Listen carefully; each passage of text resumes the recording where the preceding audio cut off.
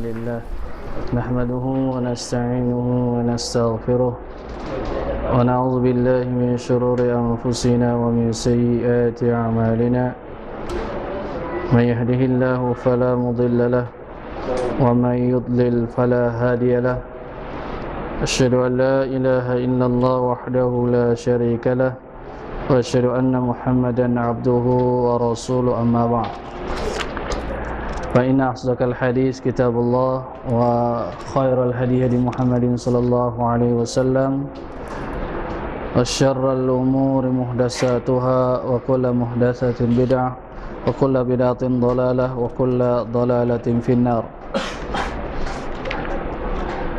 Ikhwani fi din rahimakumullah. Alhamdulillah, pada malam ini dapat lagi kita berkumpul dan duduk di majlis ilmu ini, dan seperti mana biasa pada malam ini kita akan menyambung kembali mempelajari hadis-hadis serta syarahnya di dalam kitab Tawdihul Ahkam min Bulughil Maram, penjelasan hukum-hukum dari kitab Bulughul Maram yang disyarahkan oleh Syekh Abdullah bin Abdurrahman Al-Bassam rahimahullah. Pada minggu yang lalu kita telah membacakan dan mempelajari serba sedikit tentang hadis yang terakhir di dalam babul masajid, yaitu hadisnya wa an Abi Qatadah radhiyallahu anhu qala Rasulullah sallallahu alaihi wasallam idza dakhala ahadukumul masjida fala yajlis hatta yusalli rak'atain, muttafaqun alaih. Daripada Abu Qatadah radhiyallahu anhu, dia berkata, Rasulullah sallallahu alaihi wasallam bersabda, apabila seseorang kamu masuk ke dalam masjid, maka janganlah ia duduk sehingga dia salat 2 rakaat.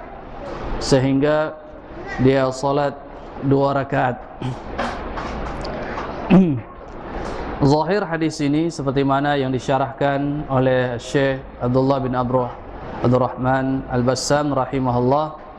Zahir hadis ini beliau menyatakan di sana ada perintah, al-amru, perintah. Fala yajlis hatta yusalli rak'atain, maka janganlah dia duduk dahulu sehingga dia melakukan 2 rakaat yang dikenali sebagai tahiyatul masjid.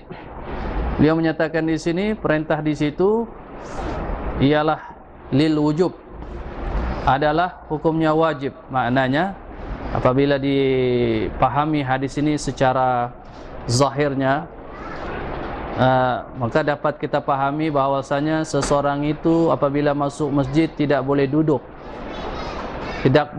terus, kecuali setelah dia melakukan 2 rakaat yang dikenal sebagai tahiyatul masjid. Manakala para jumhur ulama,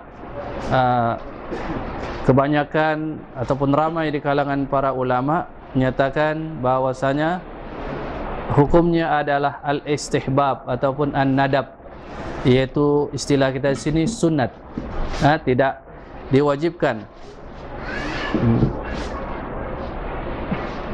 Di antara dalil mereka ini diantaranya ialah hadis di mana Rasulullah sallallahu alaihi wasallam mengajarkan tentang arkanul Islam, dan disebutkan arkanul Islam itu ialah salat 5 kali sehari semalam. Tidak pula disebutkan di situ tahiyatul masjid. Jadi ini mereka berdalilkan diantaranya dalil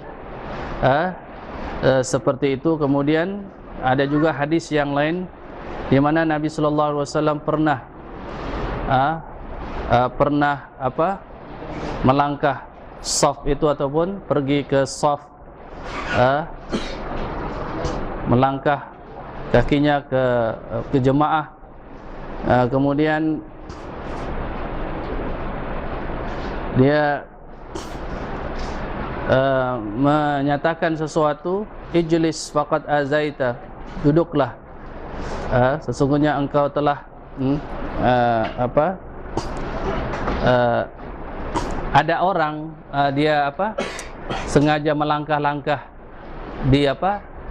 di barisan orang yang ada di dalam masjid itu. Kata Nabi, duduk, sesungguhnya engkau faqad azaita, sesungguhnya engkau telah menyakiti, menyusahkan orang lain dengan kau melangkah ke sana ke sini, sehingga mengganggu orang lain. Dan dalam hal itu tidak pula dia menyuruh lelaki itu untuk solat. Jadi itu diantara dalil ataupun keterangan jumhur ulama, ramai di kalangan ulama yang menyatakan bahawa solat tahiyatul masjid itu tidaklah wajib. Dan kembali kita kepada pendapat yang pertama tadi, kalau dilihat secara zahir hadis ini, ia adalah perkara yang wajib. Jadi di sini ada ikhtilaf di kalangan para ulama tentang hukum, adakah tahiyatul masjid itu wajib ataupun istihbab. Dan perbezaan ulama kita telah nyatakan tadi dalil mereka.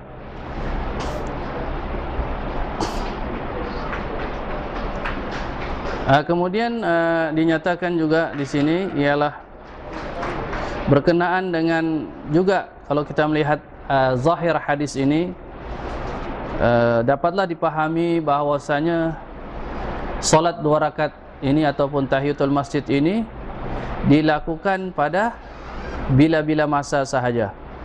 Maknanya sama ada ia dilakukan pada waktu yang dibenarkan untuk solat ataupun waktu larangan, waktu larangan. Para ulama telah berselisih pendapat tentang bolehkah solat seperti 2 rakaat ini ataupun solat-solat yang semakna dengannya, misalnya solat wudu ataupun solat gerhana. Apabila seseorang itu misalnya masuk masjid, kemudian ketika itu waktunya waktu yang dilarang, misalnya selepas solat subuh misalnya, ataupun ketika tengah hari di atas kepala, waktu dilarang, ataupun setelah asar, ataupun ketika matahari itu terbenam, sudah hampir maghrib. Jadi itu diantara waktu-waktu yang dilarang. Jadi adakah apabila seseorang masuk masjid ataupun setelah dia berwudu, dia boleh melakukan solat itu ataupun dilarang? Sebab waktu itu adalah waktu-waktu yang dilarang untuk solat. Jadi di sini ada perbezaan di kalangan para ulama, dan perbezaan ini membuka ruang untuk kita lebih berhati-hati dan lebih mempelajari tentang dalil-dalil yang dikemukakan oleh mereka yang berikhtilaf. Bukan maknanya kita suka-suka saja memilih mazhab yang kita suka ataupun yang kita rasakan sesuai dengan kita, maka kita ambil dan pilih mazhab itu. Tidak. Bukanlah perbezaan di kalangan para ulama itu menjadikan seseorang itu suka-suka dia memilih mana mazhab yang dia suka, dia amalkan, dan yang tidak sesuai dengan dirinya dia tolak. Yang penting ialah kita berusaha untuk mempelajari dalil-dalil sehingga kita mendapat suatu gambaran yang jelas dalam suatu masalah itu, dan kita dapat menetapkan pendirian kita berlandaskan kepada dalil-dalil yang kita pelajari dari para ulama. Dan bukan juga apabila kita mengambil satu pendapat di kalangan para ulama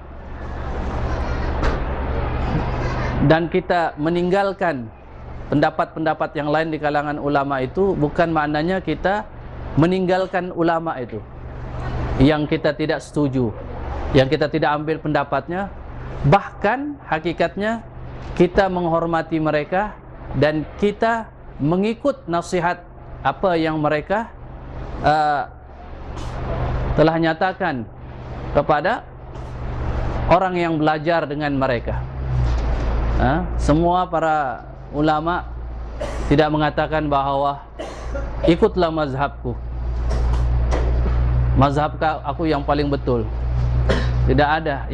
Empat imam, Al-Imam Ahmad, Al-Imam Asy-Syafi'i, Al-Imam Malik, Al-Imam Abu Hanifah, dan ulama-ulama besar yang lain di kalangan ulama ahli sunnah wal jamaah, mereka tidak mengatakan ataupun tidak mengajak orang-orang yang belajar dengan mereka ini mengatakan bahawa ikutlah mazhabku, tetapi semuanya menyuruh ikutlah sunnah Nabi SAW. Sehingga mereka menyatakan bahawasanya iza sahhal hadis fahuwa mazhabi, apabila hadis itu sahih, itulah mazhabku. Itulah para ulama telah memberi nasihat dan peringatan agar kita sebagai umat Nabi SAW dituntut untuk mengikut dalil, mengikut dalil. Dan di dalam perkara-perkara seperti ini maknanya, dan kita akan nanti mempelajari sifat solat. Jadi di kalangan para ulama ahli sunnah wal jamaah juga ada perbezaan di kalangan mereka dalam isu-isu seperti solat ini. Ada perbezaan di sana dan kita perlu meraihkan dan kita perlu menghormati pandangan-pandangan mereka itu.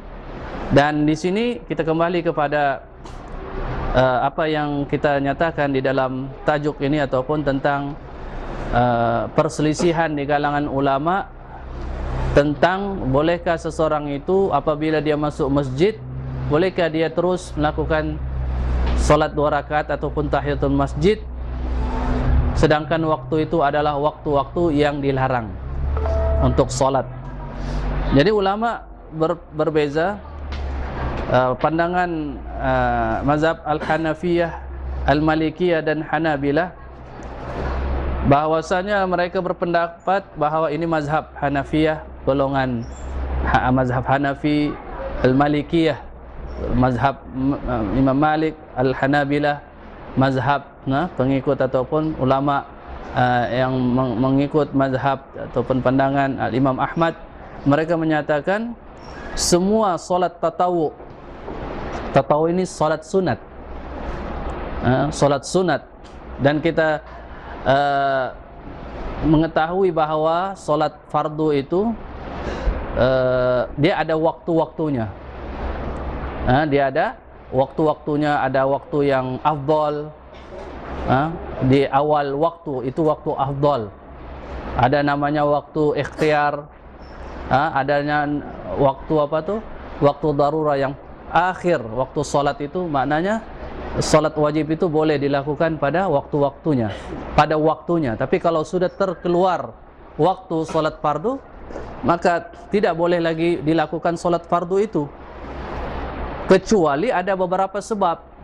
Misalnya ada uzur syar'i yang ditetapkan oleh syarak. Misalnya ketika itu dia hilang ingatan, pingsan, hilang ingatan waktu zuhur sampai waktu asar. Waktu asar waktu asar sudah masuk, dia belum salat zuhur, baru dia sadar. Dia boleh solat zuhur, ataupun dia tertidur misalnya, tertidur solat subuh misalnya, tertidur sampai jam 7, jam 8 baru bangun, itu sudah sudah limpas waktu wajib. Tetapi dalam keadaan seperti itu dia boleh terus melakukan solat fardu subuh. Jadi pandangan ini menyatakan bahwa solat tapi ada orang yang mengatakan boleh, ini ada istilahnya qada solat. Bilanya aku berniaga, nanti aku qada. Asar dia tidak solat, maghrib dia tidak solat, isya dia tidak solat, dia solat jam 12 malam. Dia solat tiga waktu, solat asar, solat maghrib, solat isya. Dia kata qada solat. Jadi ini dia beralasan dengan kesibukan seperti itu. Tetapi adakah syarak agama kita mengizinkan ataupun membenarkannya? Sudah tentulah perkara ini tidak. Itu bukan dinama istilahnya. Ada mereka yang mengistilahkan itu solat qada, tetapi itu bukan solat qada. Itu maknanya dia menyatakan sebab ataupun alasan yang tidak tepat, yang tidak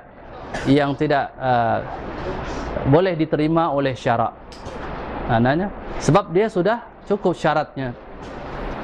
Dalam ayat solat Jumat kan, solat Jumat yang kita sering baca, ya ayyuhallazina amanu idza nudiya lis-shalah yawmil jumu'ah, ya ayyuhallazina amanu idza nudiya lis-shalati min yaumil jumu'ati fas'au ila zikrillah wa zarul bai'.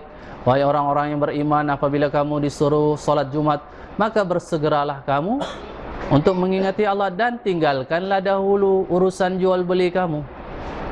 Jadi tidak ada istilahnya tidak apalah saya qada, lepas habis urusan saya baru saya salat. Tidak.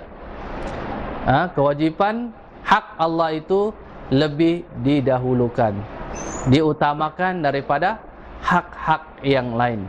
Karena itulah kita sebagai hamba-hamba Allah, kita wajib mendahului hak-hak Allah Subhanahu wa taala daripada hak-hak yang lain. Kembali kita kepada perselisihan di kalangan ulama ini tentang bolehkah salat. Pandangan Al-Hanabila, Al-Malikiyah, Al-Hanafiyah menyatakan bahawa semua solat sunat tidak boleh solat pada waktu yang pada waktu-waktu yang dilarang, kecuali solat tawaf 2 rakaat.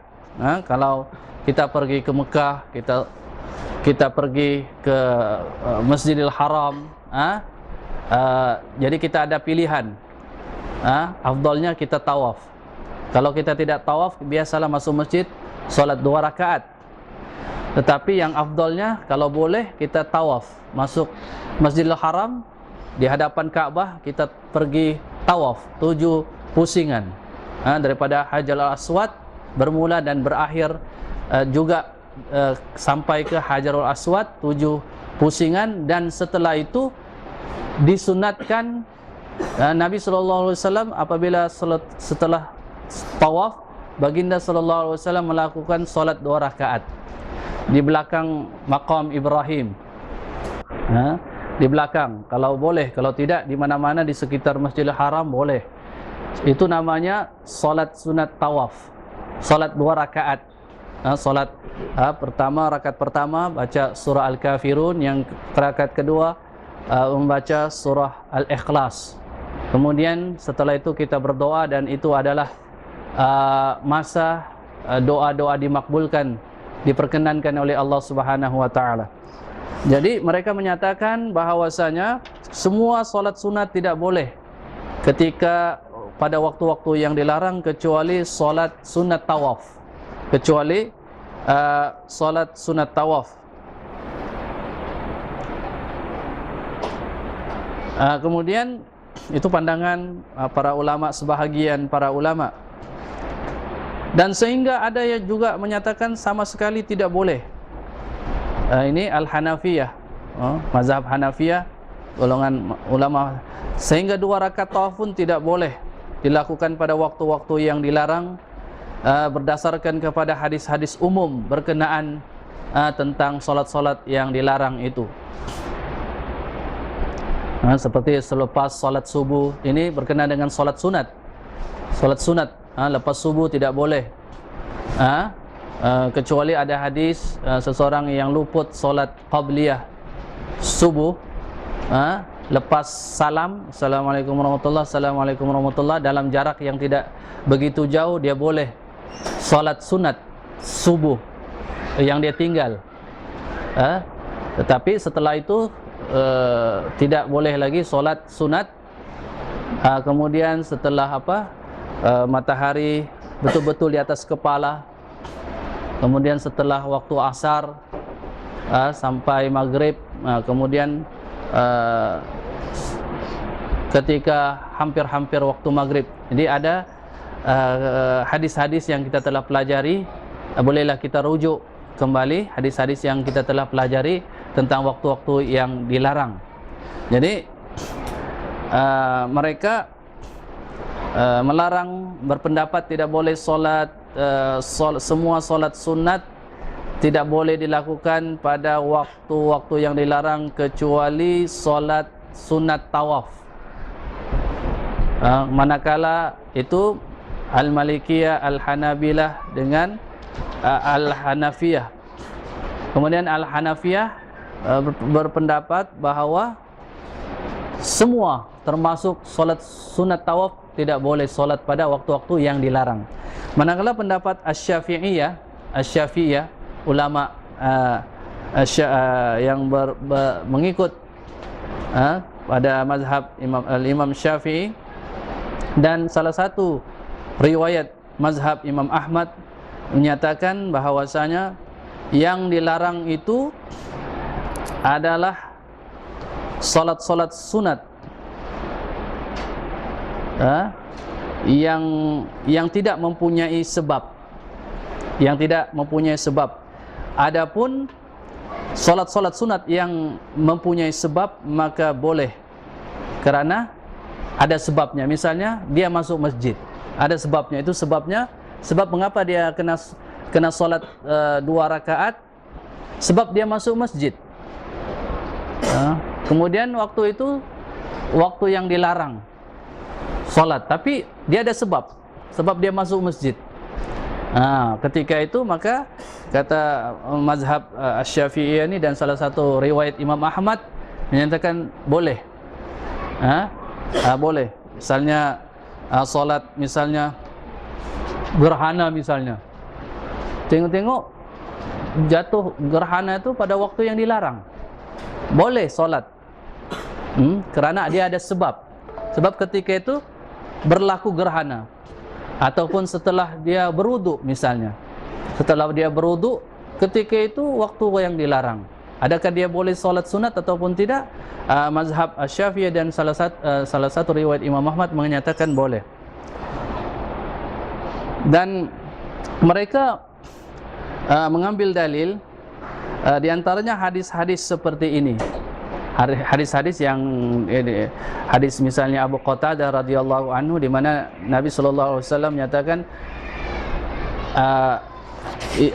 Iza dakhala al-masjid, dakhala ahadukum masjid fala yajlis hatta yusalliya rak'atain. Apabila seseorang kamu masuk masjid, maka jangan dia duduk dulu sehingga dia salat 2 rakaat terlebih dahulu. Jadi ini diantara dalil yang membolehkan tahiyatul masjid ini boleh dilakukan pada bila-bila waktu, asalkan dia itu masuk masjid, ada sebab untuk dia melakukan solat 2 rakaat. Sebab di situ ada, kalau kita lihat maknanya dari segi usul fiqhnya, maknanya situ ada 2 pertembungan sebenarnya yang bertentangan. Satu, ketika itu waktu yang dilarang untuk solat sunat. Yang kedua, waktu itu dia masuk masjid,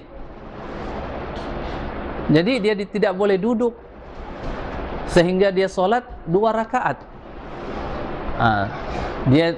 Dia tidak boleh duduk sehingga dia mestilah terlebih dahulu sholat 2 rakaat barulah dia boleh duduk. Jadi ada perbezaan ataupun pertentangan di situ. Makanya para ulama berbeza pendapat tentang masalah ini seperti mana yang kita nyatakan.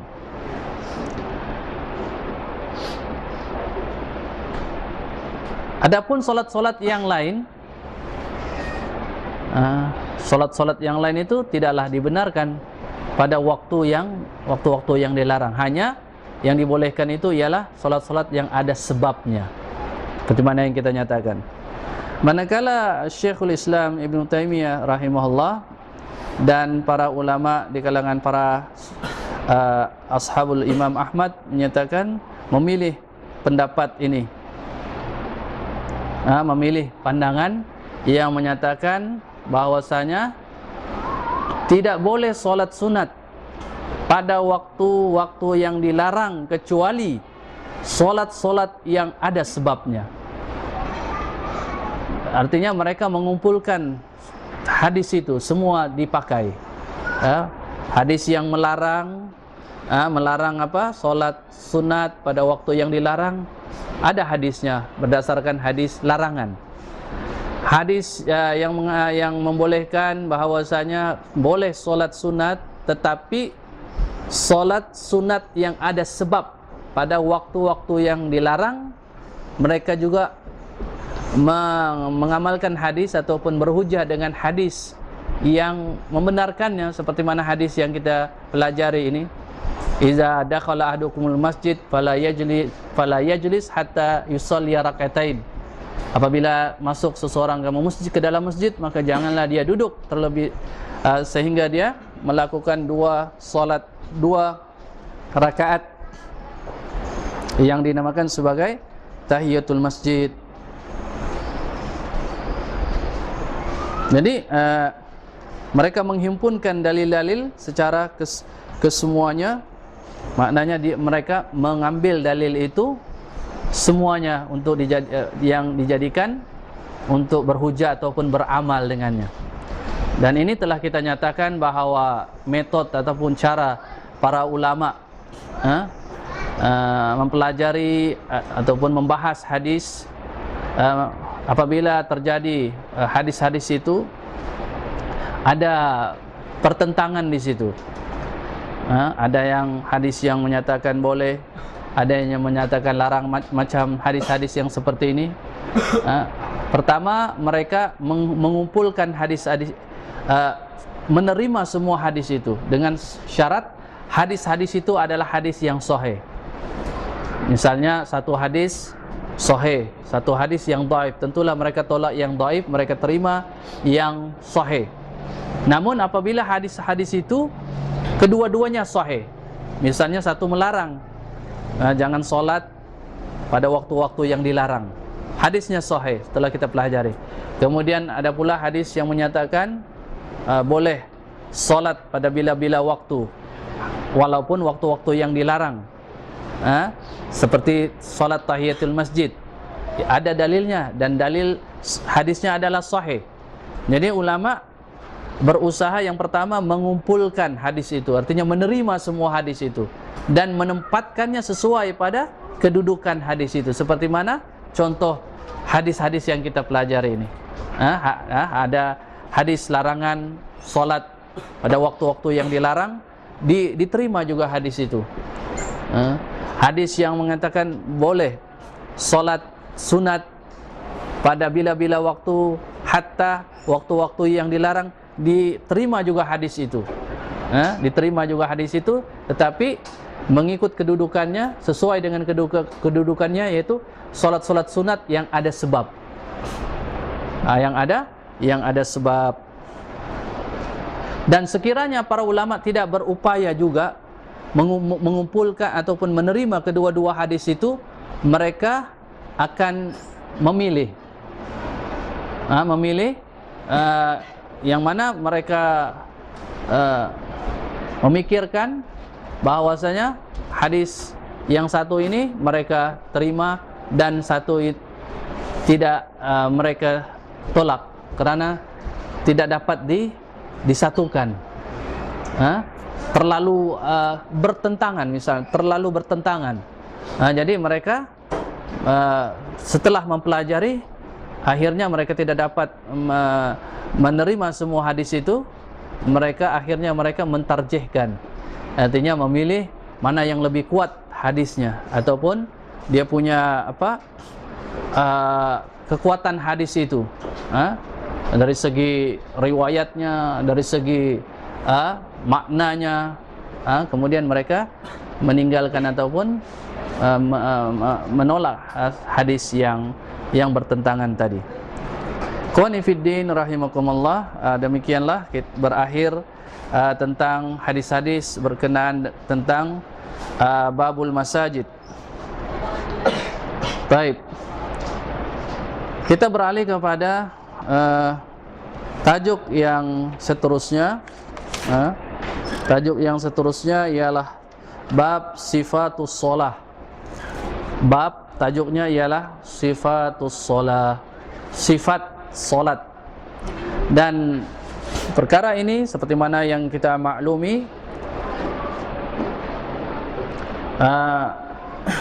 berdasarkan kepada hadis Nabi sallallahu alaihi wasallam, bukan hanya salat saja tetapi ibadat-ibadat yang lain. Misalnya sering kita dengar hadis di mana Nabi sallallahu alaihi wasallam bersabda, "Shallu kama raaitumuni usolli." Salatlah kamu seperti mana kamu melihat aku salat. Maknanya, salatlah kamu seperti mana yang aku ajarkan, yang aku tunjukkan salatku kepada kamu. Maknanya, ambillah salat itu daripadaku. Artinya pelajari salat itu daripada Nabi sallallahu alaihi wasallam. Dia tidak kata salatlah kamu seperti salatnya suatu mazhab, tidak. Tapi salatlah kamu seperti mana Nabi sallallahu alaihi wasallam tunjukkan salatnya. Begitu juga misalnya ibadat yang lain, misalnya puasa. Khuzu anni manasikakum. Ambillah ataupun laksanakanlah amalan-amalan haji itu daripadaku. Anni, khuzu anni. Amalkanlah ibadat haji itu, amalan-amalan haji itu, manasik haji itu, anni, daripadaku, bukan daripada orang lain, bukan daripada sesiapa, tetapi anni, daripada Nabi sallallahu alaihi wasallam. Makanya kita dituntut untuk mempelajari tentang apa yang dikatakan tentang sifat ibadat ataupun sifat di sini sifat salat Nabi sallallahu alaihi wasallam. Bagaimana Nabi sallallahu alaihi wasallam bukan saja salat, bagaimana Nabi sallallahu alaihi wasallam berpuasa misalnya. Mesti juga kita pelajari. Kita tidak boleh maknanya kita tidak boleh mengetahui bagaimana puasa Nabi kecuali kita mempelajarinya terlebih dahulu. Ada orang apabila ditanya sudah puluhan tahun, dia tidak tahu ibadatnya itu sesuai dengan apa yang dicontohkan oleh Nabi sallallahu alaihi wasallam. Apabila dia ditanya, dia hanya menyatakan aku ikut imam saja. Macam imam tu betul lah semuanya, ataupun ustaz tu betul lah, ataupun kiai itu betul lah semuanya. Tetapi mereka hanya menyampaikan sahaja. Menyampaikan apabila apa yang mereka sampaikan itu menepati sunnah, maka kita ambil. Tetapi apabila mereka menyampaikan tetapi tidak menepati sunnah, maka kita tolak. Kita tolak dan hanya kita menerima ialah mereka yang menyampaikan apa yang menepati syarak, apa yang menepati sunnah Nabi sallallahu alaihi wasallam. Dan seperti mana yang kita nyatakan, bukan masalahnya bukan kita membelakangi yang dikatakan sebagai ulama, tetapi sebenarnya kita mengikuti manhaj mereka. Sebab mereka tidak menyuruh bertaklid kepada mereka. Dan di kalangan, jangankan mereka, di kalangan para sahabat pun tidak ada seorang sahabat pun yang menguasai seluruh ilmu Islam. Abu Bakar misalnya belajar juga mengambil hadis-hadis daripada sahabat yang lain. Umar, begitu juga Ali, para sahabat yang lain. Mereka tidaklah menguasai 100% ilmu yang disampaikan oleh Nabi SAW. Akan mereka belajar belajar dengan sahabat yang lain, begitu juga yang lain.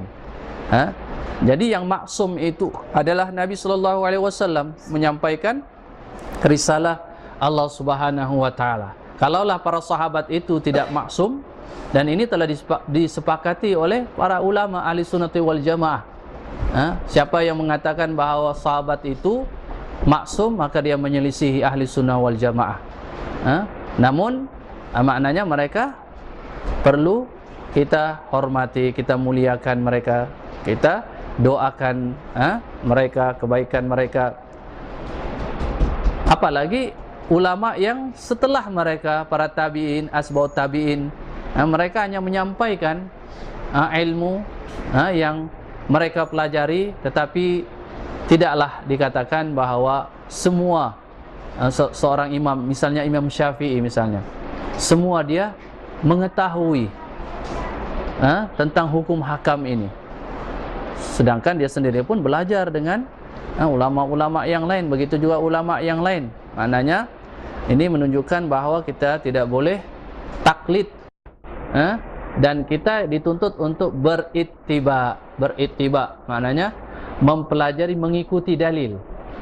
Jadi kita mempelajari dalil-dalil yang dikemukakan oleh para ulama, dan kita perlu membuka kitab-kitab mereka, mempelajari mazhab mereka, dan kita diberikan akal oleh Allah Subhanahu wa taala yang sehat ini untuk kita pergunakan untuk senantiasa kita meneliti, menimbang dan menilai, mempelajari dalil-dalil di kalangan para ulama itu. Itulah yang sebenarnya yang mereka inginkan kepada yang dikatakan kepada pengikut mereka ataupun kepada mereka yang mempelajari mazhab mereka, untuk mempelajari dan mengambil yang menepati syarak dan menolak ataupun tidak menerima pendapat mereka yang lemah, yang dhaif ataupun yang tidak menepati syarak. Dan kita sudah mengetahui bahwasanya mereka imam itu mujtahid, kan? Apabila mereka berijtihad dalam sebuah riwayat, apabila ijtihad mereka benar, mereka mendapat 2 pahala. Apabila ijtihad mereka itu salah, mereka mendapat 1 pahala. Sebab dikarenakan usaha mereka untuk mencari kebenaran tapi tidak kesampaian. Kerana mereka juga manusia, mereka ada kelemahan, ada kekurangan. Maka ada pandangan mereka itu yang tidak diterima, tetapi mereka tetap mendapat 1 pahala. Sebab mereka mujtahid, maknanya mereka berusaha bersungguh-sungguh untuk mencari, mempelajari dalil, menguasai ilmu, menguasai usul tafsir, menguasai usul hadis, usul fiqh, bahasa Arab. Mereka menguasai ilmu-ilmu itu, sehingga mereka boleh berijtihad. Tetapi walau bagaimanapun, bukan semua ijtihad mereka itu betul. Bukan semua ijtihad mereka itu betul. Ada yang benar, ada yang juga tidak benar. Dan adakah kita tetap mengikut ijtihad mereka yang salah? Kalau kita sudah melihat ada dalil yang sahih, kemudian dalil mazhab ataupun pandangan seorang ulama itu sudah lemah, lemah. Kemudian kita tahu ada dalil yang lebih kuat daripada itu, maknanya yang sahih. Adakah kita tetap mengikut mazhab pendapat seseorang ulama yang lemah itu? Tidak. Kita perlu mengambil yang lebih, yang sahih. Dan ini berarti kita sebenarnya memuliakan dia, bukan berarti kita meninggalkan dia. Sebenarnya dia menyuruh orang yang mempelajari pendapatnya seperti itu, seperti mana yang kita nyatakan. Sekiranya kamu memandang bahwa pendapatku adalah menyalahi sunnah, maka kamu tinggalkan mazhabku dan ikutilah sunnah. Itu semua pendapat para ulama ahli sunnah wal jamaah. Yang lebih kuat juga ya termasuk Al-Imam Asy-Syafi'i sendiri. Ada dalam satu pernyataan yang sangat tegas, dia menyatakan, izastabana ahadukum sunnata Rasulillah sallallahu alaihi wasallam fala yahilla ay yada'a liqauli ahadin atau kama qala rahimahullah. Imam Asy-Syafi'i rahimahullah menyatakan bahwasanya, dia menyatakan apabila sudah jelas sunnah Nabi sallallahu alaihi wasallam pada kamu sudah mengetahui dengan jelas sunnah itu, sama ada kamu mempelajarinya, kamu sudah tahu sunnah itu, maka Al-Imam Syafi'i menyatakan tidak halal. Tidak halal maknanya tidak boleh, haram. Tidak boleh kamu meninggalkannya disebabkan kamu mengikut pendapat orang lain. Sunnah sudah jelas, maka Al-Imam Syafi'i menyatakan tidak boleh kamu meninggalkan sunnah itu dengan beralasan pendapat seseorang yang menyalahi sunnah itu. Pendapat siapa saja, ulama kah, dan sesiapapun, tidak boleh mengikut pendapat itu sekiranya pendapat itu atau mazhab itu menyalahi sunnah Nabi Sallallahu Alaihi Wasallam. Jadi itulah yang ditegaskan oleh para ulama. Maka perlu kita memahami secara betul apa yang mereka sampaikan, apa yang mereka ajarkan. Mazhab mereka itu bukanlah bulat-bulat semuanya kita terima, tetapi yang perlu ialah kita pelajari. Kita pelajari satu persatu, dan apabila kita ada kesungguhan, Allah Subhanahu wa Ta'ala senantiasa melihat akan hamba-hambanya, tentang niatnya, tentang keikhlasannya, tentang kesungguhannya, maka Allah Subhanahu wa Ta'ala akan memudahkan dia untuk melihat kebenaran, untuk mendapatkan kebenaran dari Allah Subhanahu wa Ta'ala.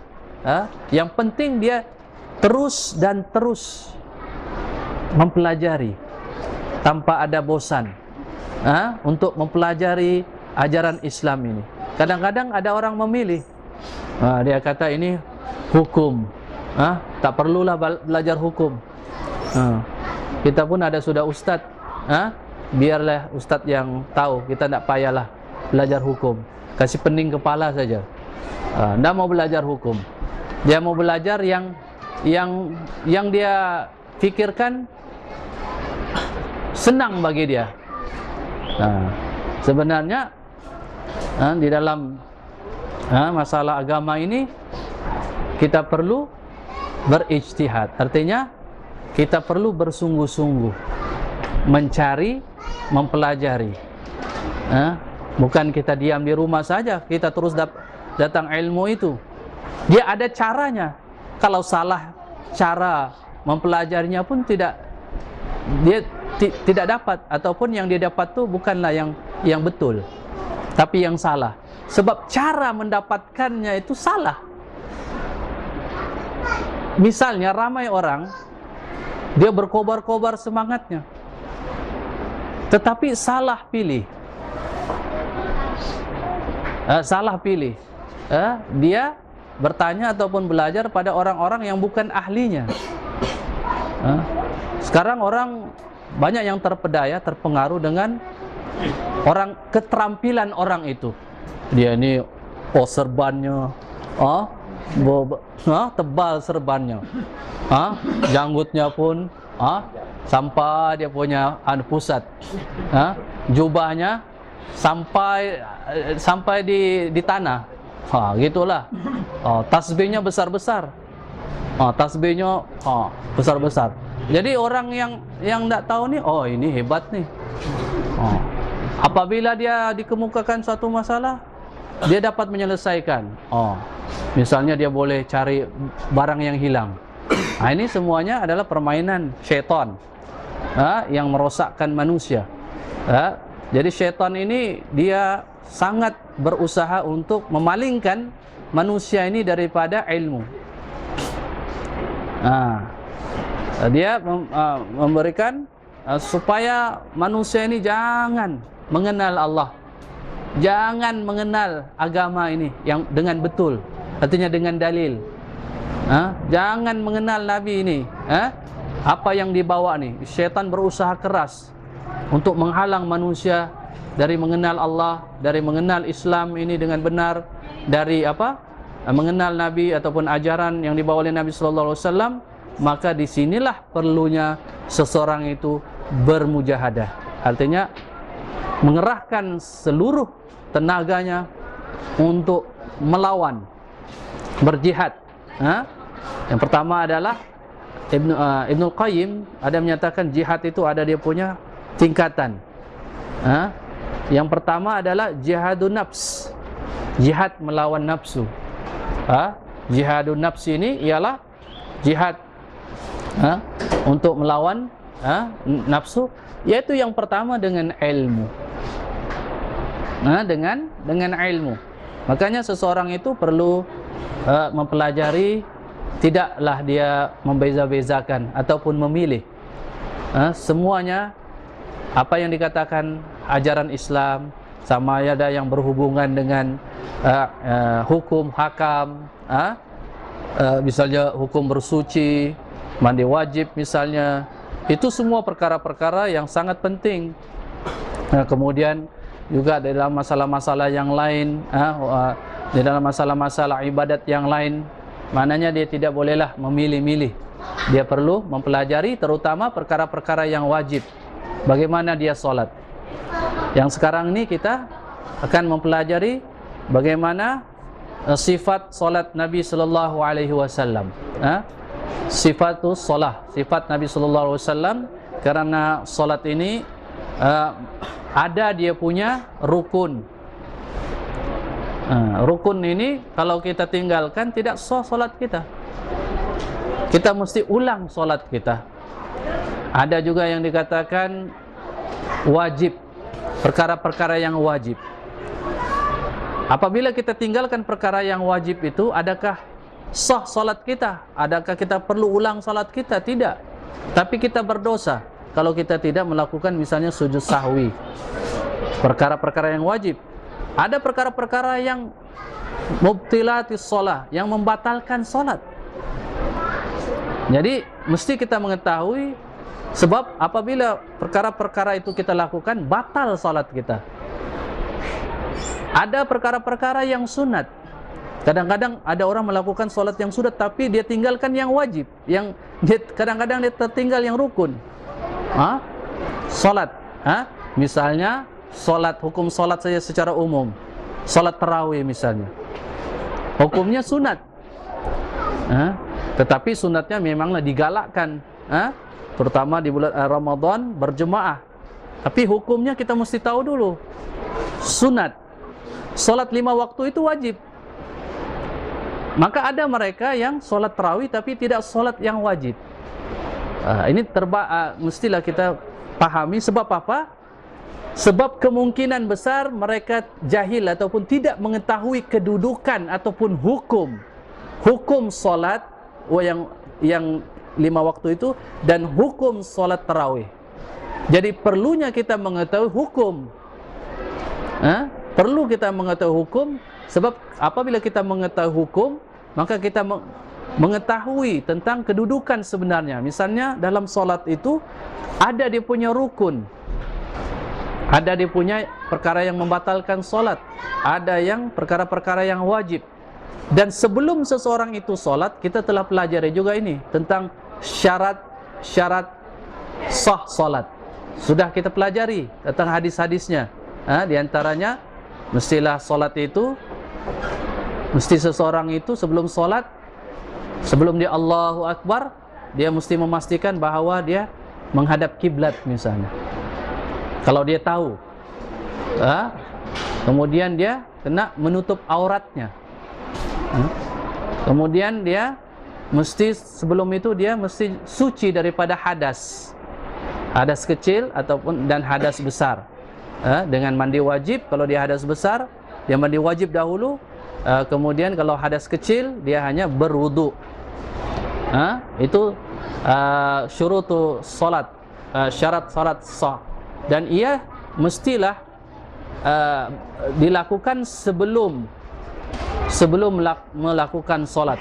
Apabila melakukan solat, Allahu Akbar, mestilah kita mengetahui apa yang kita lakukan itu, apa yang kita baca, mengapa kita rukuk dan sebagainya. Maka dengan itu kita, Nabi SAW telah mencontohkan, mengajarkan kita tentang solat baginda SAW. Makanya kita insyaallah taala kita akan mempelajari tentang sifat solat Nabi SAW. InsyaAllah pada kesempatan yang lain, kerana sudah masuk waktu Isya, jadi kita hentikanlah dahulu kuliah fiqh kita pada malam ini. InsyaAllah pada minggu hadapan kita sambung dengan tajuk bab sifatus shalah. Untuk ini yang kita dapat sampaikan. Aqulu qouli hadza wa astaghfirullah li wa lakum wa sallallahu ala Muhammad wa ala alihi wa sahbihi wasallam. Alhamdulillahirabbil alamin. Assalamualaikum warahmatullahi wabarakatuh. Wa yuridu alladhina yattabi'una ash-shahawat an tamilu maylan 'azima.